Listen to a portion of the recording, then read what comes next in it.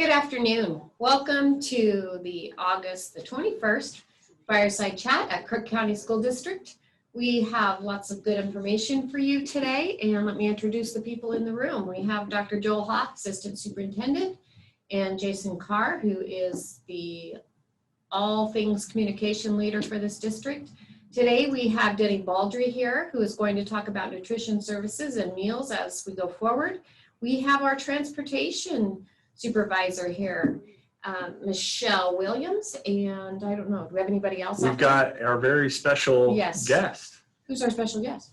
Stacy Smith just walked in the room. Oh, Stacy is here to help us with questions. I didn't know I was a special guest. Yeah, of course he's a special guest. Welcome to this chat today. One of the pieces of good news I have today is that we believe that COVID cases this week in Crook County are down.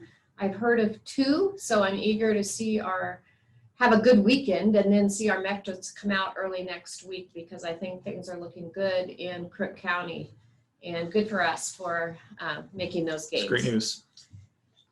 All right, so we're going to first start off with some opening information, right? Yeah, okay, let's do Dr. it. Hoff, here we go. So I'm going to start off by sharing, as Dr. Johnson mentioned, as you all know, about a month ago, the state transitioned their guidance to weekly metrics. So every week they release weekly metrics that show us how many cases are in the county and what's our test positivity rate. And that can dictate when we're able to open schools. So, and just being transparent with everyone, we want to make sure all our staff and our parents and families and community members are aware of where we are at in our weekly metrics. So, and some interesting things happened this past week where the state has actually gone back and changed some of our data. So you can see here, in order to open K-3, kindergarten through 3rd grade, we need 30 cases per 100,000 with a test positivity rate of less than 5%, and we need that for 3 weeks. Looking here, the state has gone back and revised last week's data, this August 2nd data. Our test positivity rate when they first released the data last week was 5.6, and that has been released to 4.2. So that actually turns that week from us not meeting to meeting for that week. And then they released on Tuesday our August 9th data, which we also met. So we've met for 2 weeks in a row. We know that our plan still is, like Dr. Johnson mentioned last week, is to target September 25th. As our K-3 kind of opening time, but obviously we're watching the data and we're trying to be as flexible as possible. No new news or announcement there, but we will continue to watch our weekly metrics on whether we're able to open. Okay. And back to you for student registration. All right, so it is time for parents to make sure that their child is registered for school. Whatever kind of school you are going to do with your child, please get registered. If you are not registered, a postcard will be coming your way through your mail, your U.S. Post Office mail, and we encourage you to go online and get your students registered. We are working hard to make sure that we have our staff in the right place so that your child has that fabulous teacher that you're counting on. And we need you to be registered before we can actually finalize that information. So please go ahead and get on either the Crook County website. I think that's how you go on, right? That's the best way. And there's been an email Probably out. the easiest way. There's also an email out, but we would really appreciate it if our friends and stakeholders around around Crook County will get registered. Tell your friends it's time to register. Get those children on the school list and find out who they're going to have for a teacher and who they're going to have for classmates. Yes, and a lot of people have been asking about their specific schedules. I'm a high schooler, when am I going to get my class schedules? And that really feeds into the registration. So make sure you're registered. I know that the secondary administrators, so our middle school team and a high school team, were finalizing their master schedules this week and are going to start doing the individual student schedules in the coming days. So be looking for that. And I know that our elementary teachers have also finalized their daily schedule, elementary administrators, and that'll be coming out here real soon too. So lots of good updates on that front. Lots of buzzing and action in the district right now as people get ready to welcome students back. It's only, gosh, we We're only getting really have, close. 2 weeks until it's time to welcome students and teachers. Yeah. We have new teachers coming on site next week, and so. Let's give them some It's bonus time. information. Yeah. We are excited because we asked our teachers what professional development they need in order to be ready to go in the fall. And we have finalized our plans this week. Stacy Smith, we are excited that we have, 10 sessions over a couple days, 3 or 4 days on making sure our teachers are equipped with how to best work and teach and engage students through digital learning. So we're really excited about that, that our teachers are going to be fully equipped to serve the best they possibly can. That was a bonus update. Yes, there's some great professional development, and even for people who have been at it for a long time, we're all excited to get into that new training. All right, I do believe First it guest. is time to bring our first guest on, and our first guest will be Denny Baldry, and he is going to talk to you about food service. So Denny, I'm going to give up my seat, and I'll come back later. Thanks, Dr. Johnson. Good afternoon, everybody. So I'm going to talk a little bit about how nutrition services will look upon reentry and leading up to that. Last spring, we implemented a delivery program, having about 21 sites around town. We're going to start that the day school is scheduled to start, so the 8th. September 8th. Yep. And then if kids go back to school, or hopefully they will, we'll be serving kids just like we would normally. They'll come to the cafeteria. It'll be more of a grab and go style. So they'll take the food to the classroom and they're going to eat in the classroom. From that point, we'll have the menus posted that are going to be pretty travelable. So it'll cross over from distribution to being able to take it to the class. Beyond that point, we're going to switch from summer meals to the National School Lunch Program. There's a little bit of differences there where we have to actually track the meals and the people that get the meals, but we'll have more information as that comes out when we finalize that. Fantastic. And the biggest thing we need to do is make sure that we get our free and reduced applications in, because there's a giant jump in the eligibility rate. Yeah. So I'll have Joel bring up a slide that will show you how to apply. So the free and reduced lunch rate helps people qualify so that students can receive meals at no cost. And the limits on those have gone up substantially. So I think it's like in the hundreds of $1,000s, where if you're below literally, I think hundreds of $1,000s, you can actually qualify. So let me show you how to access that form. So here on our Crook County School District website, you'll just go to Parent Resources. On the right side, scroll down till you get to this first little link here, Parent Resources, where it says Cafeteria Resources. Click that. And from there, I click this free and reduced application. It's the fourth one down on the right. Click that and it'll take you to this website, and that is where you can go and fill out that information, and they will get your kids all squared away. So that's how you can access that and fill out that application to make sure we're supporting your students with free and reduced lunch meals. So if you didn't know, we got so many positive replies from the meal service last spring, and that was because Denny and his team were getting the meals out, 21 meal sites. I think we were serving over 1,000 meals a day or something crazy like that. So a lot of credit to Denny and his team, all our food service workers helping to make that happen. So thank you, Denny. You're welcome.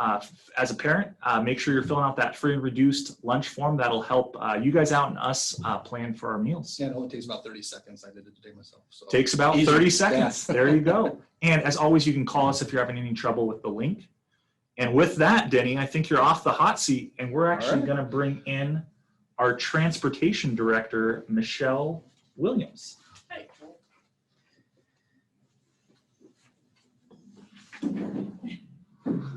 It's kind of a squeeze getting out here.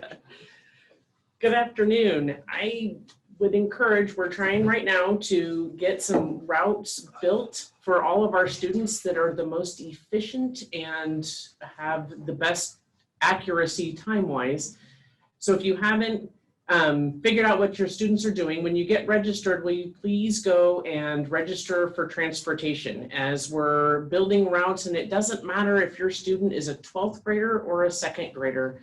Let us know if you're going to use our transportation services so that we don't have to do route changes regularly, which is frustrating for everybody. We want to try and do our best to get it as close to right the first time. And Joel will show you how to find and access that form. I have a question before I'm going to show them. Okay. So if I'm a parent, but we're not sure whether schools are open, let's say I have a 6th grader, and it doesn't look like schools are going to open for 6th graders, at least for the time being. Do I still need to go fill that out now? Or do I wait till? Absolutely, because the sooner we have that information and know that your student wants to ride the bus, then the sooner we can plan ahead for when we do get to bring those students in. Perfect. So if I'm a parent, I'm planning at any point next year to use transportation, I should fill this out as soon as possible. Absolutely. And the one thing that we are asking families is that we have one address in the morning, one address in the afternoon, so that we can cohort those kids together and keep them together, which gives us more flexibility in their classroom. Fantastic. All right, let me show you real quick. I'll share my screen here so folks can see how to get to that link. So if I go to the Crook County School District website, and from there, we've got a convenient tab over here on the right where I go to this 2021 school year information. I click that. And here, if you're interested in our models or options, the information's here, but you look at this second link down, it says bus rider registration. I click that link, and that takes me to this form where I can put in the information I need to register for a bus route. And again, like anything, if you have any questions, don't hesitate to get a hold of Michelle. She's very nice and is happy to answer questions. So. Absolutely. Call our office, and if you can't get that form to work for you, we'll go ahead and call, and somebody can help walk you through it, and we can take that information over the phone from you. And with that, Michelle, I think you're off the hot seat now. I think we're bringing Dr. Johnson back in.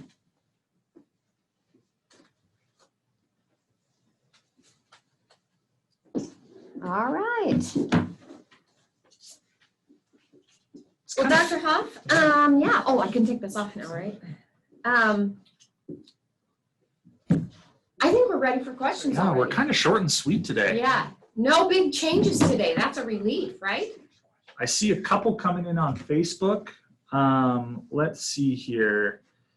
Heather Church says we better off homeschooling. So yeah, we do have our Homeschool Partner program. So if you're interested in that, definitely enroll. That's why we created that program, to help parents out. This is a really good question from Andrea Phillip. She says, if we meet the metrics, why is K3 having to wait until the end of September to go back? All right. So I will answer that for you. That's a good question. There has been a request from a lot of people to set a date and let people know what's going on. So let's see, I guess it's been a week and a half, 2 weeks ago now, I called it and said, you can count on us to start your kids after the 25th. We believe that that was a reasonable line to draw. Now, I like to underpromise and overdeliver. We have about 80% of our parents that say, if it's safe, we want our kids back in school. And I guarantee you, if it's safe, we're ready to bring the kids back. But I want you to not have to worry and not have to be concerned that, should I bring them on the 8th? Should I not bring them on the 8th? If we draw that line and we say, we think that on the 14th, actually, we were saying we would call it 2 weeks out. But as of right now, we're still targeting bringing our K3 in on the 28th. We may be able to over deliver. And if this county becomes a safe place, then we may be able to bring students back. But parents will still have a choice. If you're wanting to keep them home at that time until you see a longer period of safety, then we're gonna make that happen. But I'm trying to, what do you wanna say? Have my cake and eat it too, to give you a comfortable line where you know you can count on an announcement, but also if it's safe in Crook County, there's some real advantages to bringing kids back. We're watching the numbers. You know, We are. the state has created this kind of system where we watch these numbers, and that kind of helps us make our decisions. So we're definitely watching those numbers really closely. Things can change very quickly. 1 week it can be good, and the next week it can be we can move into a state or a metric area where we can't bring them back. Once we get students back in the building, the guidelines allow us a bit of a cushion to transition and to hold steady. So I like to tell the story about Jumpstart, and we had 3 green weeks.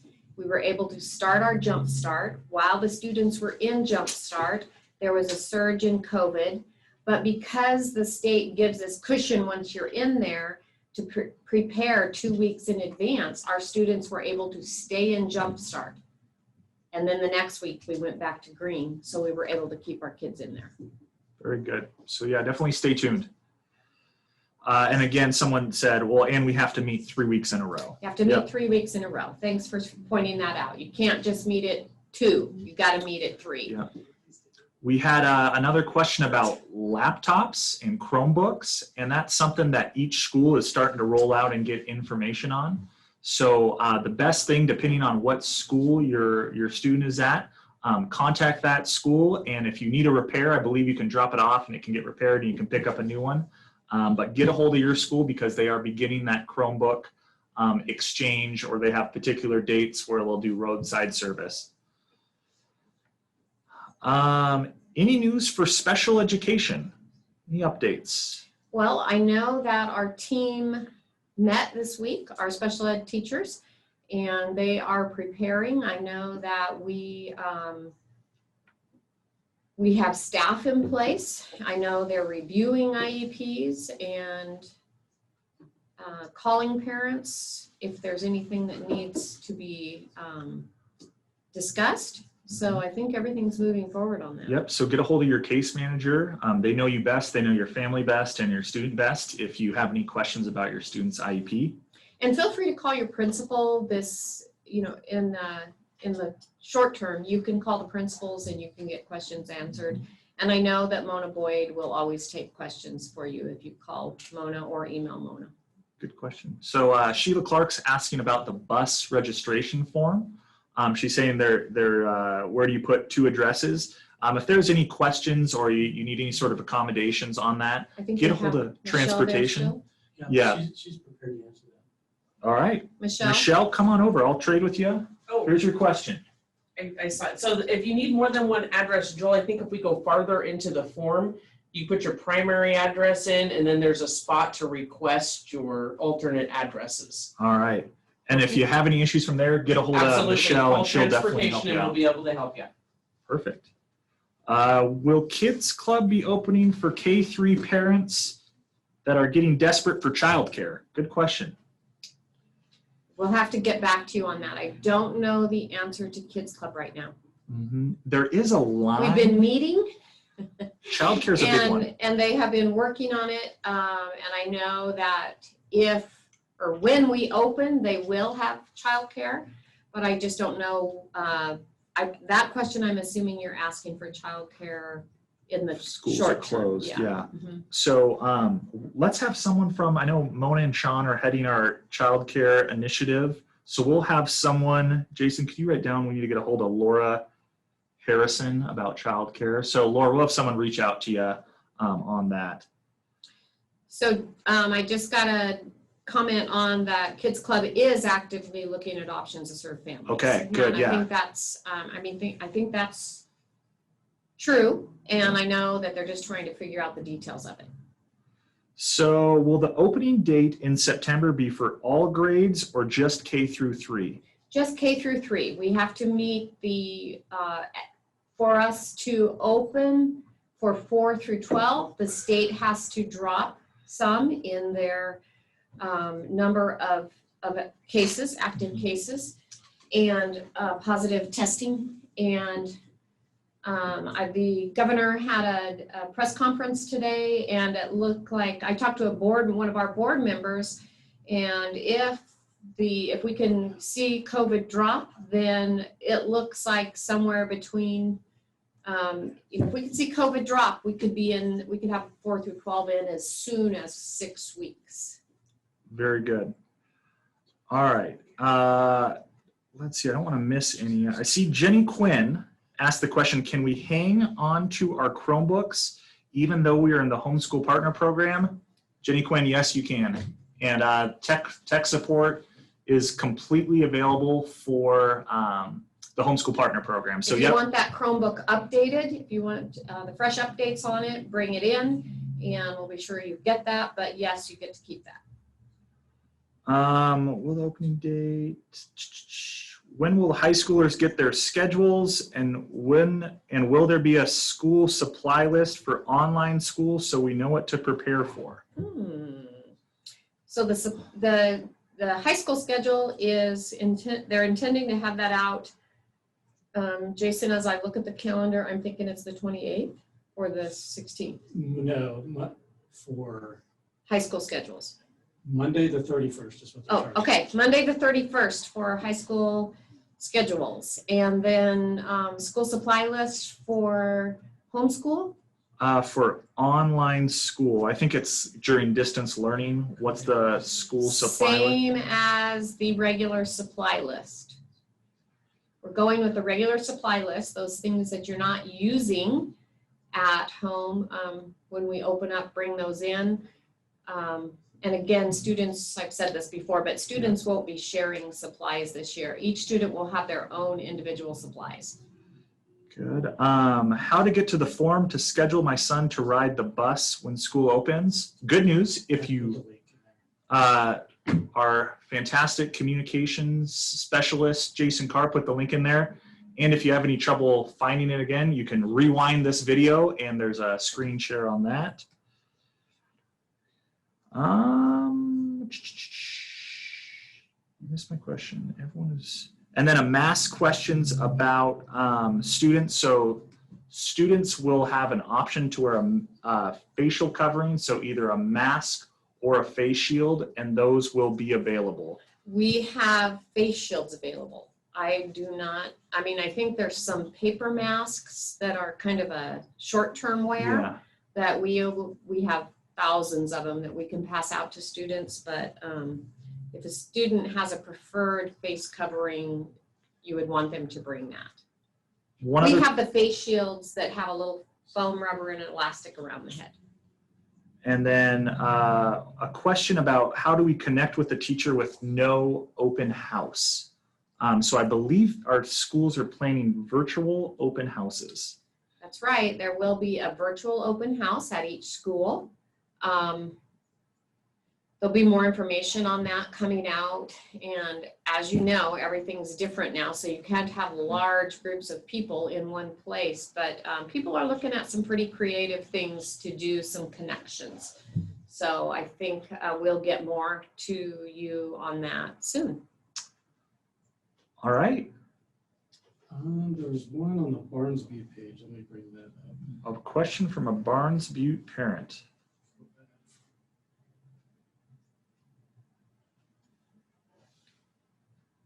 Oh, I hear from Mrs. Bonner that elementaries are planning right now a drive-through open house. So stay tuned, and they'll be mailing home information next week. Thank you, Kimberly. As always, just as we're tracking down that last question, if you have any specific questions, our building principals are back to work. They're calling families. They are helping. We know that there's a lot of questions, a lot of different things to be choosing.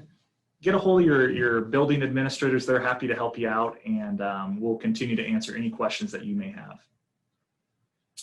So this question from Nicole is, when the kids are learning from home, how will they be taught this school year? Will they be assigned a Zoom time and learn from there, or will it be like last school year and learn kind of on their own? That's a really Yeah. good question. It's a combination of Zoom time and independent practice, but we did beef up and develop what the independent time looks like. For example, we purchased the actual published workbooks for students this year that match the curriculum that we have, but there's a schedule where teachers will be actually connecting live with their students every single day. So it's not just a once or twice a week this time, it's every day, plus there's independent time. Yep. And materials and resources that will be used with learning. A couple other questions. I think two of them are kind of the same. How are elementary parents, families going to know who their teacher is? And I believe that information is the schools, just like you normally would, the schools will be mailing home a letter. They'll have those virtual open houses and drive-through open houses. So that information of who your kid's teacher is, how you get started, that all will be coming from your school in the coming weeks. Number one, we need people to get registered. And then as we get our numbers finalized, students are assigned to teachers. There's some class development going on right now, but in order to keep everything balanced, they need to get all the students that we can registered so they can finalize those class lists. Yep. And Mrs. Bonner from Kirkwood River reminded me that the question on the elementary daily schedule is, yeah, you'll have a virtual teacher walking you through that based at the school, and you'll even have things like specials like music, PE, and library. So it'll be very different from last year. And I just got a note from Mrs. Bonner that says Barnes Butte and Crooked River will be posting class lists on August the 31st. Same day as the high school schedules.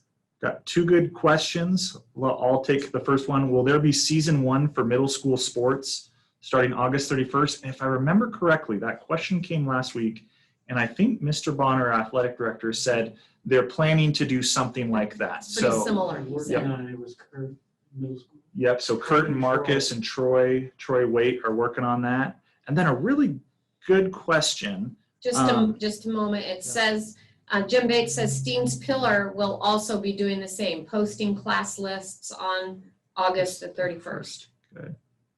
So yeah, that information is coming. A parent is concerned about students on IEPs, how last year it was really hard for students at the end of the year to get the services they needed and to learn at home, and how things will look different this year. And I can answer that. So about somewhere between 13 and 15% of our students are on an IEP. And there's a group of people that are communicating directly with those parents. So just in the bigger picture of things, there are certain times that students would be, once we're in comprehensive distance learning, that students would be able to actually come on site and have some kind of service directly from the team at school. But all of that is being carefully planned. There's so many limits to how much a student can be on campus and how many students can come to campus. So it's like a Rubik's Cube by the time you start planning it all out. And that team is very thoughtfully planning it so that everyone gets the services that they need and that they have been designed for their IEP. I know that doesn't give you the exact details about your child's IEP, and because I don't know the IEPs, you'll have to call to get that information, or even if you just email us a name, we'll make sure someone calls you. But we need to actually be careful about telling you what you can get, because we like to make sure that you get more than what you think you should get. And this year is different than last year. Things are much more, they're much wider and deeper, and they're more comprehensive. There's more opportunities, and there's more planning that has been done. Last year, we were just flipped from regular school to total virtual online school. And everybody was racing to get to the point that they needed to. This year, we've planned ahead. We have a plan for the virtual learning and for the distance learning. And we have a plan where we can actually bring students on site for some of the services. Last year, that was not allowed, and this year it is. So things are different this year, and it's a change for everybody, but we're committed, and we're gonna stay committed to make sure that you get the information you need. And we know it's a huge challenge for parents with students on IEPs at home. It's hard, it's difficult, and I think the best thing you can do if you have any concerns, because we want to make sure your students get the best services possible, is you reach out to your case manager if they haven't reached out to you already, and really say, hey, this didn't work for my student last year, and here's how we have to modify things. So that case manager, just like Dr. Johnson was saying, how every student on an IEP has a different individualized plan, make sure you reach out to your case manager so that you're collaborating, letting them know what worked and what didn't, so that you can come up with a plan that meets the needs of your student and your family. Rob Bonner, are you on the Zoom today? We have a parent that's asking, will students need a physical to participate in season 1? Yes, you need a physical. I know they're saying it's hard to get into a doctor at this point, but I do believe there's some accommodations occurring and some plans to address that need for a physical for the season 1. Rob said he was going to reach out to the healthcare community to see if they could do some kind of outreach for athletes, and I haven't heard if that's come to fruition. All right, So so they're we're looking working for on some that. kind of a clinic, yeah. A big question, or Call him, yes, the physical is part of season 1. Thank Yeah. you, Rob.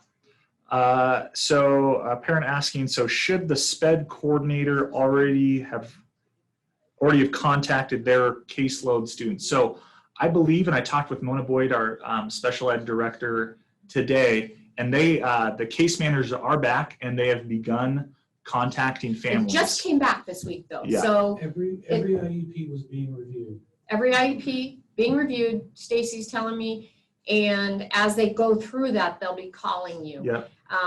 You know, they have a contract that extends beyond the regular school year, so they're back and they're working and they're planning to reach out to you. I'm just checking here.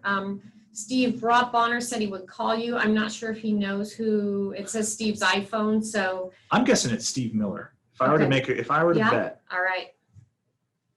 Don't know if it's Steve Miller, but we will, if you'll reach out to Rob via email, he'll make sure he calls you. And he seems like he knows who it is.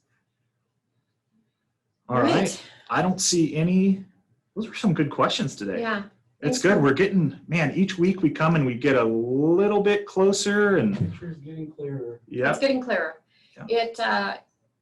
It was crazy because so many details are being, it's crazy this week to be so many details being developed, we're getting there. but it's coming along, so that's good. Just double checking the other pages to make sure we haven't missed a question. I think. All right, friends and community members, thank you for tuning in today. And we will be back with you next week, another fireside chat. I'm really looking forward to next week to see if we can get another green week. Makes me happy when We're getting pretty when those close. numbers are going down. So thank you and stay safe, and we'll talk to you soon. Take care.